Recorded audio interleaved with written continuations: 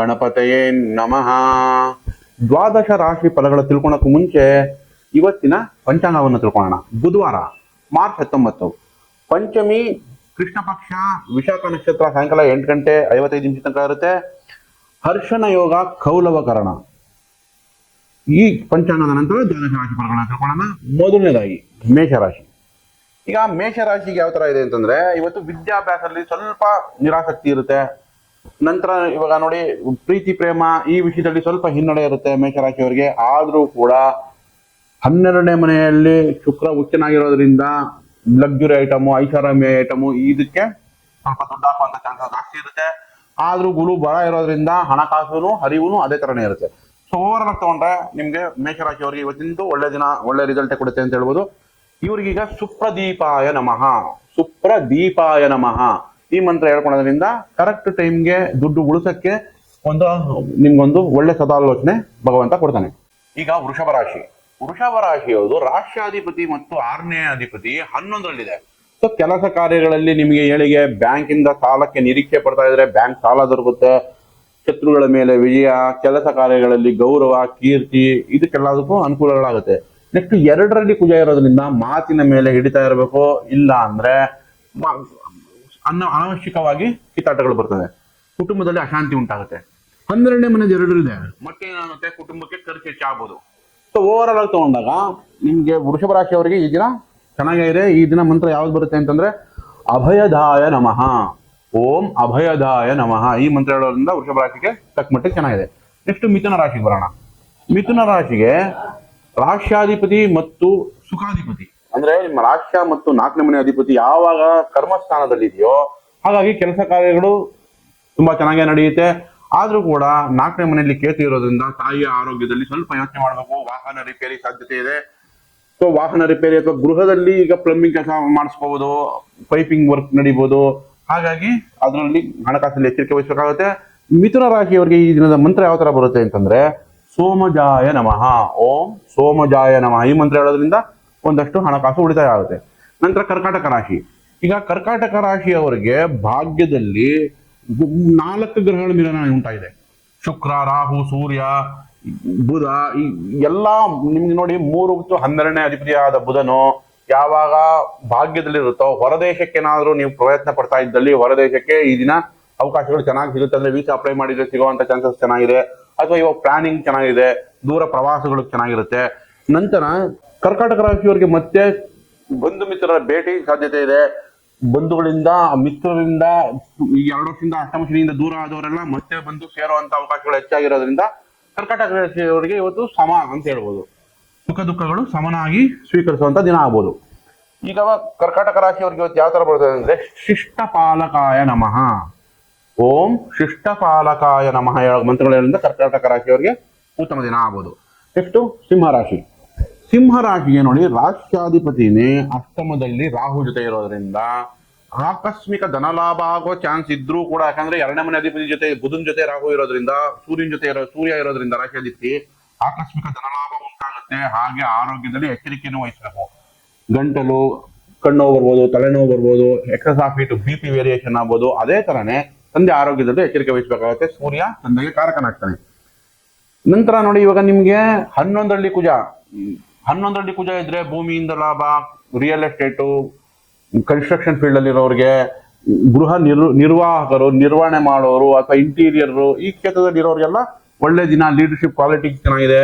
ನಿಮ್ಮ ಪ್ರಮೋಷನ್ಗಾಗಲಿ ಇಂಥದಕ್ಕೆಲ್ಲ ಒಳ್ಳೆ ಸದಾವಕಾಶ ಸಿಗುತ್ತೆ.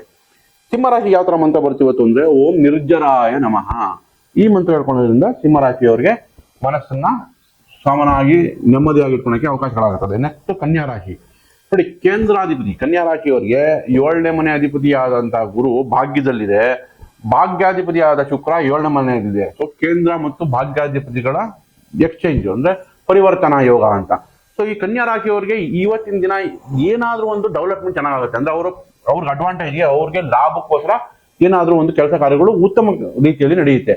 ಆದ್ರೆ ಕನ್ಯಾ ರಾಶಿಯಲ್ಲೇ ಕೇತು ಇರೋದ್ರಿಂದ ಸ್ವಲ್ಪ ಮನಸ್ಸಲ್ಲೇ ನಿರಾಸೆ ಇರುತ್ತೆ. ಆ ನಿರಾಸೆಯಿಂದ ಅವರು ಆಚೆ ಬಂದ್ರೆ ಒಳ್ಳೊಳ್ಳೆ ಆಪರ್ಚುನಿಟಿ, ಒಳ್ಳೊಳ್ಳೆ ಅವಕಾಶಗಳು ಹೆಚ್ಚಾಗಿ ಸಿಗುತ್ತೆ.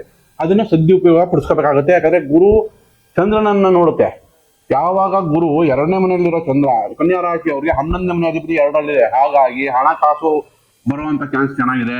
ಏನಾದ್ರೂ ಇವಾಗ ಗೌರ್ಮೆಂಟ್ ಅಂದ್ರೆ ನ್ಯಾಷನಲೈಸ್ ಬ್ಯಾಂಕ್ ಇಂದ ಸಾಲ ತಗೊಳ್ಳೋದು ಕಷ್ಟ ಆಗ್ಬೋದು, ಯಾಕಂದ್ರೆ ಸೂರ್ಯನ ಜೊತೆ ರಾಹು ಸೇರ್ಕೊಬಿಡ್ತು. ಆದ್ರೆ ಪ್ರೈವೇಟ್ ಬ್ಯಾಂಕ್ಗಳಲ್ಲಿ ಅಥವಾ ಸ್ನೇಹಿತರಿಂದ ಸಹಾಯ, ಈ ಅವಕಾಶಗಳು ಇವತ್ತಿನ ದಿನ ತುಂಬಾ ಚೆನ್ನಾಗಿದೆ.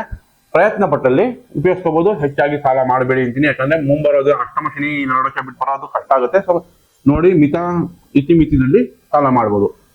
ನಂತರ ಕನ್ಯಾ ರಾಶಿಯವರಿಗೆ ಮಂತ್ರ ಯಾವುದು ಬರುತ್ತೆ ಅಂದ್ರೆ ಓಂ ಬುಧಾಯ ನಮಃ, ಓಂ ಬುಧಾಯ ನಮಃ.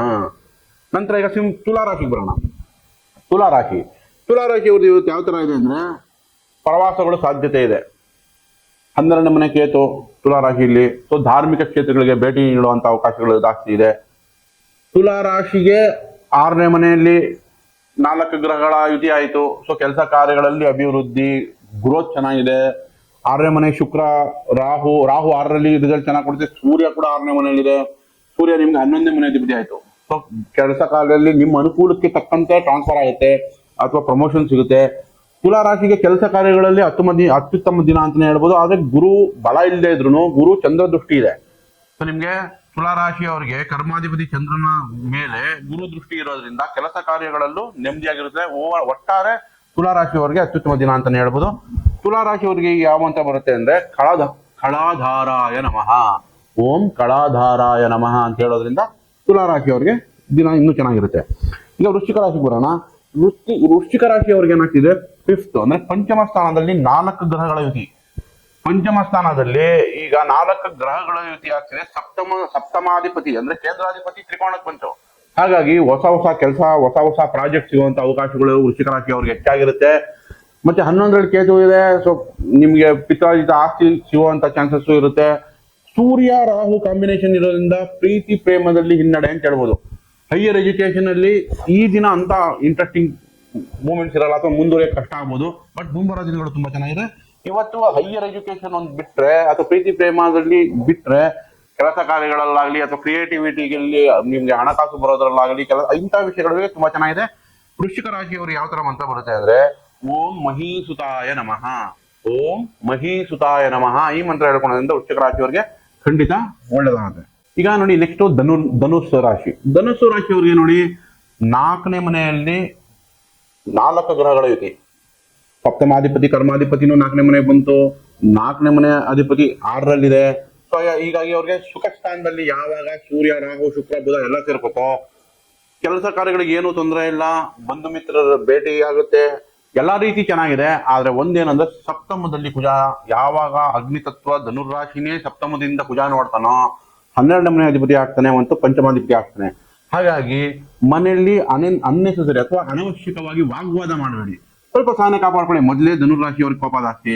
ಹಾಗಾಗಿ ಸ್ವಲ್ಪ ಸಹನೆ ಕಾಪಾಡ್ಕೊಳ್ಳೋದ್ರಿಂದ ಬೇರೆ ವಿಷಯಗಳಲ್ಲೆಲ್ಲ ಲಾಭನ ಸುಖದಿಂದ ಅನುಭವಿಸ್ಬೋದು ನೀವು. ಕರ್ಮಸ್ಥಾನದಲ್ಲಿ ಕೇತು ಇದ್ರೆ ಎಷ್ಟೇ ನಿಮ್ಗೆ ಈ ತರ ಪ್ರಮೋಷನ್ ಬಡ್ತಿ ಈ ದಿನ ಚೆನ್ನಾಗೇ ಇರುತ್ತೆ. ಅಂದ್ರೆ ಏನೋ ಒಂದು ಡಿಟ್ಯಾಚ್ಮೆಂಟ್, ಏನೋ ನೀವು ಮಿಸ್ ಮಾಡ್ಕೋತಿದ್ದೀರಾ ಅಂತ ಅನ್ಸ್ತಾ ಇರುತ್ತೆ. ಅದು ಕೇತು ಇರೋ ತನಕ ಮುಂಬರೋ ದಿನಗಳಲ್ಲಿ ಅದು ಚೆನ್ನಾಗುತ್ತೆ. ಇವಾಗ ನಿಮ್ಗೆ ಓವರ್ ಆಲ್ ತಗೊಂಡಾಗ ಧನುರಾಶಿಗೆ ತುಂಬಾ ಚೆನ್ನಾಗಿದೆ ಅಂತಾನೆ ಹೇಳ್ಬೋದು.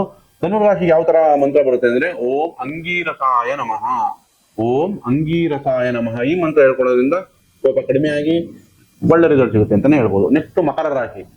ಈಗ ನೋಡಿ ಮಕರ ರಾಶಿಯವರಿಗೆ 3ನೇದಲ್ಲಿ ರಾಹು, 3ನೇದಲ್ಲಿ ಸೂರ್ಯ, ತ್ರಿಷಣ ಅಂತಂದ್ರೆ 3, 6 ಈ ಜಾಗಗಳಲ್ಲಿ ಯಾವಾಗ ರಾಹು ಸೂರ್ಯ ಇರ್ತಾನೋ ಬಲ ಜಾಸ್ತಿ ಅಂತ. ಸೊ ಈಗ ನಿಮ್ಮ ಕೆಲಸ ಕಾರ್ಯಗಳಲ್ಲಿ ಪ್ರಮೋಷನ್ ಅಂತೂ ಖಂಡಿತ ಸಿಗುತ್ತೆ. ನಿಮ್ಮನ್ನ ಐಡೆಂಟಿಫೈ ಮಾಡಿ ನಿಮ್ಗೆ ಕೀರ್ತಿ ಗೌರವ ಕಾರ್ಯಕ್ಷೇತ್ರಗಳಲ್ಲಿ ಸಿಗುತ್ತೆ. ನಿಮ್ಮ ಕೆಲಸ ಕಾರ್ಯಗಳನ್ನ ವಿಕಾಸ ಮಾಡಿ ಅದನ್ನ ಎನ್ಹೆನ್ಸ್ ಮಾಡಿ ದೊಡ್ಡದಾಗಿ ಬೆಳೆಸ್ಕೊಂಡು ಹೋಗ್ಬೋದು. ಧೈರ್ಯ ಕೊಡುತ್ತೆ. ಯಾವುದೇ ಕೆಲಸ ಕಾರ್ಯ ಮಾಡೋಕ್ಕೂ ಧೈರ್ಯದಿಂದ ಮುನ್ನುಗ್ತೀರಾ. ಸೊ ಓವರ್ ಆಲ್ ಆಗಿ ನಿಮ್ಗೆ ಕೆಲಸ ಕಾರ್ಯಗಳಾಗ್ಲಿ, ವ್ಯಾಪಾರ ವ್ಯವಹಾರಗಳಾಗ್ಲಿ, ಅದರಲ್ಲೂ ಕನ್ಸ್ಟ್ರಕ್ಷನ್, ರಿಯಲ್ ಎಸ್ಟೇಟ್ ಇನ್ಕ್ಲೂಡಿಂಗ್ ಶುಕ್ರ 3ನೇ ಮನೆಯಲ್ಲಿ ಒಳ್ಳೆ ರಿಸಲ್ಟ್ ಕೊಡೋದ್ರಿಂದ ನಿಮ್ಗೆ ಬಟ್ಟೆ ವ್ಯಾಪಾರ, ನೇವಿಲ್ ಇರೋರಾಗ್ಲಿ ಅಥವಾ ಫ್ಯಾಷನ್ ಇಂಡಸ್ಟ್ರಿ, ಡಿಜಿಟಲ್ ಮಾರ್ಕೆಟಿಂಗ್ ಆಗಲಿ ಎಲ್ಲಾ ಕ್ಷೇತ್ರದಲ್ಲೂ ಮಕರ ರಾಶಿಯವರಿಗೆ ಅತ್ಯುತ್ತಮ ದಿನ ಅಂತಾನೆ ಹೇಳ್ಬೋದು. ಒಂದು ನೆಗೆಟಿವ್ ಏನ್ ನೋಡ್ತಾ ಇದೀವಿ ಅಂದ್ರೆ 3ನೇ ಮನೆಯಲ್ಲಿ ರಾಹು ಮತ್ತು ಸೂರ್ಯನ ಕಾಂಬಿನೇಷನ್ ನೋಡ್ತಾ ಇರೋದ್ರಿಂದ ಈಗ ಅಷ್ಟಮಾಧಿಪತಿ 3ರಲ್ಲಿರೋದ್ರಿಂದ ಮಾತುಕತೆಯಲ್ಲಿ ಸ್ವಲ್ಪ ತೊಂದರೆಗಳು ಈಡಾಗಬಹುದು. ಯೋಚನೆ ಮಾಡಿ, ಏನಾನ ಅಗ್ರಿಮೆಂಟ್ ಇದೆ ಯೋಚನೆ ಮಾಡಿ 1-2 ಸಲ ನೋಡಿ ಆಮೇಲೆ ಮುಂದುವರಿಯೋದು ಒಳ್ಳೇದು. ಒಟ್ಟಾರೆ ಮಕರ ರಾಶಿಯವರಿಗೆ ಈ ದಿನ ಘನರೂಪಾಯ ನಮಃ, ಓಂ ಘನರೂಪಾಯ ನಮಃ ಈ ಮಂತ್ರ ಹೇಳ್ಕೊಳ್ಳೋದ್ರಿಂದ ಮನಃಶಾಂತಿ ಸಿಗುತ್ತೆ. ಈಗ ಕುಂಭರಾಶಿ. ಕುಂಭರಾಶಿಯವ್ರು ಯಾವ ತರ ಬರ್ತಾ ಇದೆ ಅಂದ್ರೆ, ರಾಶಿಯಲ್ಲಿ ಶನಿ ಇದ್ದು ಮಾನಸಿಕ ಸ್ವಲ್ಪ ಒತ್ತಡಗಳಿರುತ್ತೆ, ಆಂಗ್ಸೈಟಿ, ಭಯ, ಈ 2 ವರ್ಷದಿಂದ ಭಯ ಕಾಡ್ತಾ ಇರುತ್ತೆ. ಆದ್ರೂ ಕೂಡ 2ನೇ ಮನೆ ಶುಕ್ರ ರಾಹು ಜೊತೆ ಬುಧನ್ ಜೊತೆ, ಸೊ ಇದು ನಿಮ್ಗೆ ಹೊಸ ಆಸೆಗಳು, ಹೊಸ ಆಕಾಂಕ್ಷೆಗಳು ಹುಟ್ಟುತ್ತೆ, ಭಯ ನಿವಾರಣೆ ಮಾಡುತ್ತೆ. ದಿನದಿಂದ ದಿನಕ್ಕೆ ಭಯ ನಿವಾರಣೆ ಆಗಿ ನಿಮ್ಗೆ ಗುರು ಯಾವಾಗ ಪಂಚಮುಖ ಹೋಗುತ್ತಾ ಇನ್ನೊಂದು ತಿಂಗಳಲ್ಲಿ ನಿಮ್ಗೆ ಅತ್ಯುತ್ತಮವಾಗಿ ನೀವು ಮುಂದುವರಿತೀರಾ. ಎಲ್ಲಾ ಮರೆತು ಒಳ್ಳೆ ದಿನಗಳು ಶುರು ಆಗುತ್ತೆ. ಧೈರ್ಯವಾಗಿರಿ. 2ನೇ ಮನೆಯಲ್ಲಿ ಎಲ್ಲಾ ಗ್ರಹಗಳು ಬಂದಿರೋದ್ರಿಂದ ಪತಿ ಪತ್ನಿಯಿಂದ ಲಾಭ, ವ್ಯಾಪಾರ ವ್ಯವಹಾರಗಳಿಂದ ಲಾಭ.